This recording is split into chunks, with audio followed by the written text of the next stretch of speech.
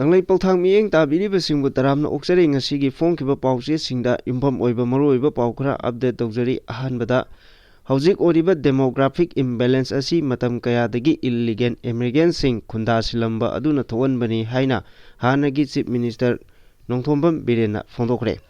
Hanagi Chief Minister Nongthombam Birena Nungnangba Phongdokre Madudi Manipurda Hauzik Oriba Demographic Imbalance Asi Matam Kayagi Mamangdagi Illegal Immigrants Sing Khunda Laita Halamba Aduna Thowanbani Hanagi Chief Minister Nongthombam Birena Social media da thagalakpa post amana hai Manipur gi manglam chat asi hangatna yenglubada thamoi kainingai gi masakni Manipur da mapung phaba state ama oidringai gi matamdagi hauna authority singi ayaba yaudana refugee sing kaya lamdam asida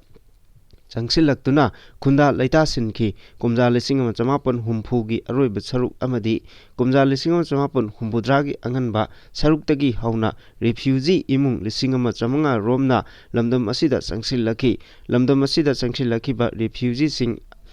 Aduda Rehabilitation ga Mari Lainaba Sing Mateng Pangki Haibasi Hauzik Lairiba Document Sing Asina Kudam Changdam Oiri Matam Adugi MP Lengaki Loisang Sing Amadi Refugee Association na Irakiba Cherol Sing Aduna Issue Asi Ngakpigani Lamdam Asida Refugee Masing Yamna Changsilaki Haibadu Irai Laina Khangba Ngami Matam Adugi Parliament ki member Paukai Haukipna Matam Adugi Minister of State for Home Affairs da Kiba Chirol Amada Kumja Lisingam Chamapan Humputareta Lamdam Asida Refugee Imung Lisingam Chamanga Rom Khunda Laita Duna Laire Haina Falli Refugee Oina Lamdam Asida Changsilakiba Imung Sing Adu Ngasi Kadaida Laikhrabage Haibasidi Hangbayaba Asobo Wahang Ama Oirakle Haukiba Sahi Singda Lamdam Asigi Demography da Chauna Ohomba Lakli Haibasi Mipung Kudimagna Kangnare Issue Asi Aikoigi Identity Amadi Kunai Rolga Yamna Nangnabada Natana Apikpa Imung Amasu Issue Amasuni Haina Loba Sumloi Oirakliba Fibam Asina Aikoigi Puwari Aikoigi Ngasi Amadi Aikoigi Tunglam Chatta Chauna Ohomba Lakadabana Issue Asi Tumina Yengduna Laitoko Chumloi Maramaduna Aikoi Kudimak Amata Oina Leminaduna Technominabagi Tangai Fadabalai Wafam Asi Politician Ama Oina Haiban Nate Haibadusu Miamna Kangbiyu Haina Hanagi Chief Minister Oramba Nongthombam Birena Post Aduda Makatana Phongdorakli Yamna Maruiba Update Amada KCP MC Progressive na Kanglaipak Manipur da Lairiba National People Party da Athingba Thamle Maru Oina Party Asigi State President Oiriba Waizoi Kumar Hanagi Deputy CM Athuba Matamda KCP MC Progressive ta Changjarakadabani Haina Warning Torakli Makatarakpa Update Myanmar da Muslim Satret Hena Laikidre Masjid Humpu Henbana Amang Ata Thokre Haukiba Irai Numita Myanmar da Hakiba 7.7 magnitude ta Myanmar da epicenter oikiba earthquake aduda sikiba miki masing lisingani chanipan marifuga taruk henkre asokpo masingna lising mari chamanga henkre yohar hakiba numit adu rozagi aroiba irai muslim singi zamagi numit oibana namaz solikanda johar harakpada masjid nikhairakpadagi chawrakna namazi Sadret Hena Sikre Masjid Humpu Hena Amang Ata Thokre Haina The Spring Revolution Myanmar Muslim Network na Phongdorakli Sedon National Unity Government nasu Masjid Yangkai Hena Amang Ata Thokre aduga Muslim worship 700 Hena Sikre Haina report Tori Makatarakpa update April manga da New Delhi da nakal animbaki wari sanaba asida Kuki Jo leaders singna condition ahum thamlakli Ministry of Home Affairs Government of India na tha asigi manga da New Delhi da Kuki Jo Furuki Luchingba Singamadi Maitei community ki Luchingba Singa punna phamin nahanduna Manipur da thokliba crisis asigi warasin puraknaba wari sanahangani haina thaurangliba asigi mangoinana Kangpokpi district ta leiba Kuki Jo leaders singna non negotiable oiba condition ahum thamlakre hairi wari sanabada yawbagi warep asi committee on tribal unity ko tu Kangpokpi amadi Kuki Jo council yauna hauzik lebak pokpat numita pangthokiba mifam amada laukibani hairi mifam aduna laukiba pre conditional gi warep sing adudi maitei singna Kuki Jo na namna taba mafam singda chathok jasin tawba yadaba aduga Kuki Jo singnasu maitei taba mafam singda chattaba maram chaba wafam sing dialogue manungda puthoknaba amadi condition sing asi yanaba matung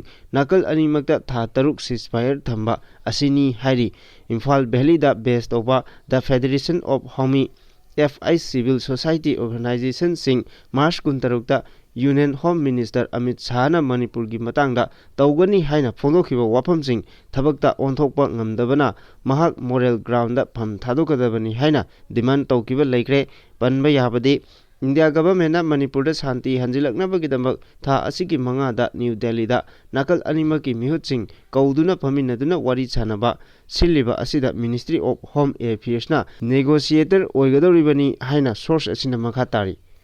Makatarpa update district ki SP ani yauna police officer taramari transfer togre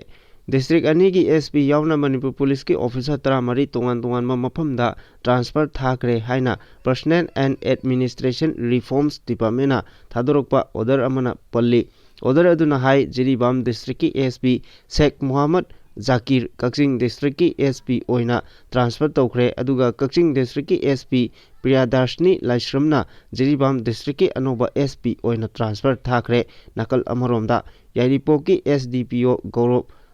Dograna Singjamai ki SDPO oina transfer thakre aduga Hanba Manipur Rifles ki assistant commandant Abhinapna Kangpokpi district ki additional SP ki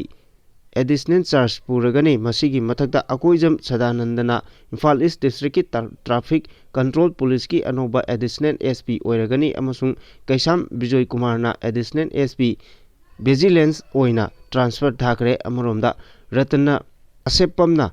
CID SD gi anoba additional SP oiragani hainasu order aduda makata na palli Makatarakpa atopa pauda Telangana gi CM Ribhanta Redina anti defection law gi matangda ngangluba Supreme Court na ninda torokre opposition Bharat Rashtriya Samiti BRS na ruling Congress sanglaklobasu Telangana da by election toba oithokloi haina anti defection law gi mayokta Telangana gi chief minister Ribhanda Redina state legislature da phondokiba wapam Supreme Court na ngasi yininda torokre Supreme Court ki BR Gavai amasung Justice Afghan George Mercy ki bench na punna thokpa order na hai court asina Telangana members of the Legislative Assembly MLA Singh Venkata Rao Telim Katiyam Sihari amadi Dhanam Nagender gi mathakta makhoina BRS ki tiketa vote karakpa matung Congress ta yoksin kibagi mayokta disqualification notification gi hearing chathaduna lagli November 2023 da Telangana na High Court ki divisional bench amana Telangana Legislative Assembly gi speaker da disqualification petition gi matangda akaknaba matam loisinnabagi direction pi khiba laikre division bench asigi direction asigi mayokta BRS ki MLA kunna panduna Vivekananda amadi Padi Kaushik Reddy amadi Bharatiya Janata Party igi MLA Aleti Maheshwar Reddy na Supreme Court ta challenge torokibani aduga speaker nasu matham chana disqualification ki case asi loisinbide haina maral chiki Supreme Court ta ngarang petitioner gi nakanda senior advocate C Aryaman Sundaraman na CM Reddy na thamkiba wafam adu phonoki senior advocate Mukul Rotagi official respondent ki mahut sinduna haikibada haujikti case asida assembly procedure sing question topam thokte aduga mahak CM gi represent toba nate haina sengdokhi makatarpa update arm license ki copy sing pikhalaknaba khangankre Bisnupur district ki manungda leiba arm license holder singna masa masagi licensing adugi copy amamam mari leinaba police station singda tha asigi 13 phawbagi manungda pikhalakadabani haina Bisnupur district ki DC Laurembam Vikram na thokpa notice amana khanghalakli notice aduna hai home department na mamang thagi kunmanga da thokiba order adugi matung inna re-verification tawnabagi damak khongthang asi lokhalakpani hairi pakatarpa update gari singdagi namduna sel khaibani haiba myoi ani fare Imphal West District ki Sekmai area da gari singdagi namduna sel lobada chenaba myoi ani ngarang police ki kangbuna fare hairi farwa myoi ani adudi wahangbam Binanta Singh sahi 95 leifam Palace compound Hainung Makhong Maya Amadi Hijam Gogoba Sing Elias Gogo Sahini Pumari Kawi Laifong Wangkai Ningtem Pukri Mapal Impal East Tagini Hari Makoyani Porompat Police Station Ye Manung Chanaleba Wangkai Kaitela Sangbi Amadi Wangkai Ningtem Pukri Mapal Dagi Pabani Hari Makoy Dagi Mobile Phone Ani 4-wheeler ama fagat pangamle hairi amaromda ngarang aina thingkraba Manipur gi lalolup ama oiriba Pripak Progressive ki lami amasu Kaching District ki manung channa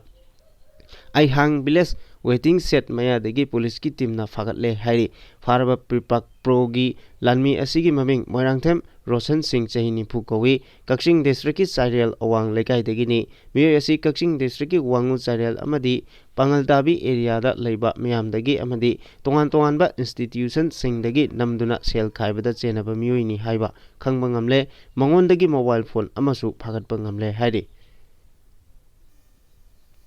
Makatarpa update ta athingba thamgre lenga ki director transport department Dr. Nebi Dita lare lakpamna ngarang thokiba order amagi matung inna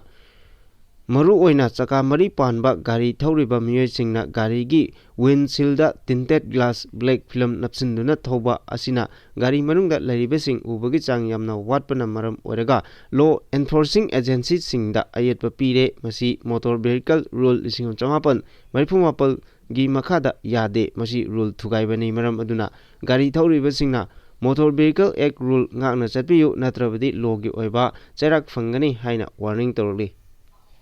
Makatarpa update ta eviction tauragani haina fondoragli DC Impal West M Rajkumar na Impal City Cleanliness Fleet Zone area gi mapomda Waisel Marine Naga Nala Nambul Turen gi nongpok thangbagi lam Kachampad dagi Kashamthong Elangbam Laikai gi Nambul Turen mapanda lam khopchinduna tongan ba semgat chagatliba sing mapuna April 18 phawbagi manungda sidoknaba eviction order thokre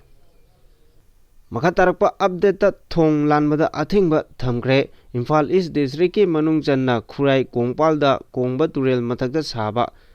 Thobaldong thong asi nauna sanabagi thabak paikalakadabana thong asi lanthok lansin tawbada matam khara athingba thamlagani haina Netaji Memorial Club ki president Ramanandana phongdorakpa chirol amana khangalagli chirol asina hai haujik leiriba Thambaldong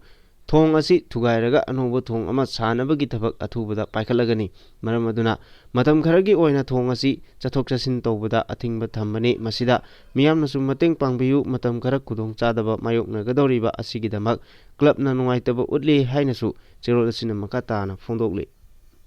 Makatarpa yamna maruoiba editorial column dagi machang oiba pawama lokhotchari madudi maitaiga kuki ga khanaba nate kuki na Manipur thugaina ba honarakpani haibasi Bharat lengakna khangpham thoi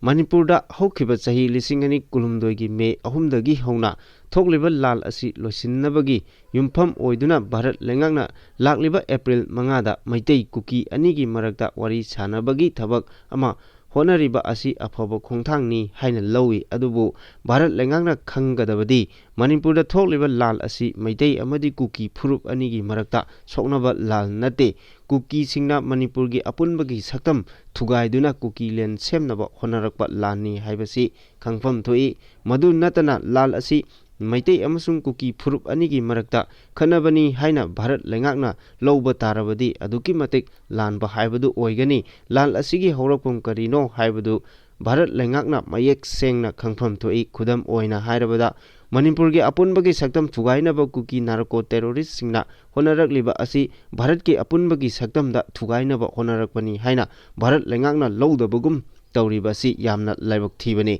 Manipur gi apunbagi ngamkhai manungdagi kuki singi oiba separate administration semlaba matung Manipur gi miyamgi mathakta kuki terrorist singna akanba landa chatharakadabani Maitei singna kuki singi mathakta kariguma makhal amatagi khanaba haukiba laite Manipur da lairiba phurup kanglop kuntrani thoirom asi amata oina nungsi chanana laminna nanaba majority oiriba maitei community na honaduna lakhibani adubu Manipur gi apunbagi ngamkhai manungdagi mapandagi changsillakiba ꯌꯨꯝꯗꯥꯡ ꯕꯅ ꯀꯩꯅꯥꯕ ꯍꯥꯏꯕꯗꯨ ꯑꯣꯏꯔꯕ ꯀꯨꯀꯤꯁꯤꯡꯅ ꯀꯨꯀꯤꯂꯦꯟ ꯁꯦꯝꯅꯕ ꯃꯅꯤꯄꯨꯔ ꯃꯤꯌꯥꯝ ꯑꯃꯗꯤ ꯃꯅꯤꯄꯨꯔ ꯂꯩꯉꯥꯛꯀꯤ ꯃꯊꯛꯇ ꯅꯣꯡꯃꯩ bomb ꯇꯣꯞ ꯁꯤꯖꯤꯟꯅꯗꯨꯅ ꯂꯥꯟꯗꯥꯔꯛꯈꯤꯕꯅꯤ꯫ ꯆꯨꯔꯥꯆꯥꯟꯄꯨꯔ, ꯇꯦꯡꯅꯧꯄꯜ, ꯀꯥꯡꯄꯣꯛꯄꯤ ꯑꯃꯗꯤ ꯖꯤꯔꯤꯕꯥꯝ ꯗꯤꯁꯇ꯭ꯔꯤꯛꯅꯆꯤꯡꯕ ꯃꯐꯝꯁꯤꯡꯗ ꯌꯦꯜꯍꯧꯉꯩꯗꯒꯤ ꯅꯨꯡꯁꯤ ꯆꯥꯟꯅꯅ ꯂꯩꯃꯤꯟꯅꯔꯛꯈꯤꯕ ꯃꯩꯇꯩ ꯀꯝꯃꯨꯅꯤꯇꯤꯒꯤ ꯌꯨꯝ ꯀꯌꯥ ꯃꯩ ꯊꯥꯗꯨꯅ ꯀꯨꯀꯤ ꯇꯦꯔꯣꯔꯤꯁꯁꯤꯡꯅ ꯇꯥꯜꯂꯛꯄꯗꯒꯤ ꯍꯧꯖꯤꯛ ꯔꯤꯂꯤꯐ ꯀꯦꯝꯞꯁꯤꯡꯗ ꯃꯤꯑꯣꯏ 50,000ꯒꯤ ꯃꯊꯛꯇ ꯑꯋꯥ ꯑꯅꯥ ꯂꯦꯟꯗꯨꯅ ꯄꯨꯟꯁꯤ ꯂꯦꯟꯅꯔꯤ꯫ ꯀꯨꯀꯤ ꯇꯦꯔꯣꯔꯤꯁꯁꯤꯡꯅ ꯗ꯭ꯔꯣꯟ ꯁꯤꯖꯤꯟꯅꯗꯨꯅ ꯕꯣꯝ ꯊꯥꯗꯗꯨꯅ ꯃꯤꯁꯝ ꯀꯌꯥ ꯍꯥꯠꯄꯒꯤ ꯊꯕꯛ ꯆꯠꯊꯔꯛꯄꯗ ꯅꯠꯇꯅ ꯃꯤꯁꯥꯏꯜ, ꯔꯣꯀꯦꯠ ꯐꯥꯎꯕ ꯁꯤꯖꯤꯟꯅꯗꯨꯅ ꯃꯤꯁꯝ ꯃꯤꯌꯥꯝ ꯀꯌꯥ ꯍꯥꯠꯈ꯭ꯔꯕꯅꯤ꯫ ꯍꯧꯖꯤꯛ ꯐꯥꯎꯕꯗ ꯀꯨꯀꯤ ꯇꯦꯔꯣꯔꯤꯁꯁꯤꯡꯅ ꯐꯥꯖꯤꯟꯈꯤꯕꯗꯒꯤ ꯃꯤꯑꯣꯏ 30 ꯃꯌꯥꯗ ꯊꯤꯕ ꯈꯪꯗꯅ ꯂꯩꯔꯤꯕꯅꯤ꯫ ꯃꯈꯣꯏꯅ ꯃꯩꯇꯩ ꯀꯌꯥ ꯐꯥꯔꯕ ꯃꯇꯨꯡ ꯇꯝꯊꯤꯕ ꯃꯤꯍꯥꯠꯇ ꯍꯥꯠꯄꯒꯤ ꯚꯤꯗꯤꯑꯣ ꯐꯨꯇꯦꯖ ꯀꯌꯥ ꯁꯣꯁꯤꯌꯦꯜ ꯃꯤꯗꯤꯌꯥꯗ ꯊꯥꯒꯠꯂꯛꯄꯗ ꯄ꯭ꯔꯤꯊꯤꯕꯤꯒꯤ ꯃꯤꯌꯥꯝꯅ ꯃꯌꯦꯛ ꯁꯦꯡꯅ ꯎꯕ ꯐꯪꯈ꯭ꯔꯕ ꯉꯥꯛꯇꯅꯤ꯫ ꯑꯗꯨꯕꯨ ꯉꯁꯤ ꯐꯥꯎꯕ ꯀꯨꯀꯤ ꯇꯦꯔꯣꯔꯤꯁꯁꯤꯡꯅ ꯆꯠꯊꯔꯛꯂꯤꯕ ꯇꯦꯔꯣꯔꯤꯁꯀꯤ ꯊꯧꯑꯣꯡꯁꯤꯡ ꯑꯁꯤ ꯂꯥꯛꯁꯤꯟꯅꯕ ꯑꯃꯗꯤ ꯑꯥꯏꯟꯒꯤ ꯃꯇꯨꯡ ꯏꯟꯅ ꯆꯩꯔꯥꯛ ꯄꯤꯅꯕ ꯚꯥꯔꯠ ꯂꯩꯉꯥꯛꯅ ꯂꯧꯈꯠꯐꯝ ꯊꯣꯛꯄ ꯊꯕꯛ ꯑꯗꯨ ꯂꯧꯈꯠꯇꯅ ꯂꯥꯛꯈꯤꯕꯅꯤ ꯍꯥꯏꯕꯗ ꯍꯥꯏꯃꯟꯕ ꯊꯣꯛꯂꯣꯏ꯫ ꯑꯗꯨꯕꯨ ꯍꯧꯖꯤꯛ ꯃꯥꯡꯕ ꯇꯥꯛꯄ ꯂꯣꯏꯔꯒ ꯋꯥꯈꯜ ꯇꯥꯔꯛꯏ ꯍꯥꯏꯕꯒꯨꯝ ꯌꯥꯝꯅ ꯊꯦꯡꯅ ꯚꯥꯔꯠ ꯂꯩꯉꯥꯛꯅ ꯃꯩꯇꯩ ꯀꯨꯀꯤ ꯑꯅꯤꯒꯤ ꯃꯔꯛꯇ ꯋꯥꯔꯤ ꯁꯥꯟꯅꯕꯒꯤ ꯊꯕꯛ ꯆꯠꯊꯒꯅꯤ ꯍꯥꯏꯔꯤꯕꯁꯤꯒꯤ ꯃꯍꯨꯠꯇ ꯃꯅꯤꯄꯨꯔ ꯊꯨꯒꯥꯏꯅꯕ ꯍꯣꯠꯅꯔꯤꯕ ꯑꯁꯤ ꯀꯨꯀꯤ ꯇꯦꯔꯣꯔꯤꯁꯁꯤꯡꯅꯅꯤ ꯍꯥꯏꯕꯗꯨ ꯃꯌꯦꯛ ꯁꯦꯡꯅ ꯈꯪꯂꯕꯅꯤꯅ ꯃꯈꯣꯏꯕꯨ ꯃꯥꯏꯊꯤꯕ ꯄꯤꯅꯕ ꯚꯥꯔꯠ ꯁꯔꯀꯥꯔꯅ ꯂꯧꯈꯠꯐꯝ ꯊꯣꯛꯄ ꯊꯕꯛ ꯑꯗꯨ ꯃꯄꯨꯡ ꯐꯥꯅ ꯂꯧꯈꯠꯄꯅ ꯑꯆꯨꯝꯕ ꯈꯣꯡꯊꯥꯡ ꯑꯣꯏꯒꯅꯤ ꯈꯜꯂꯤ꯫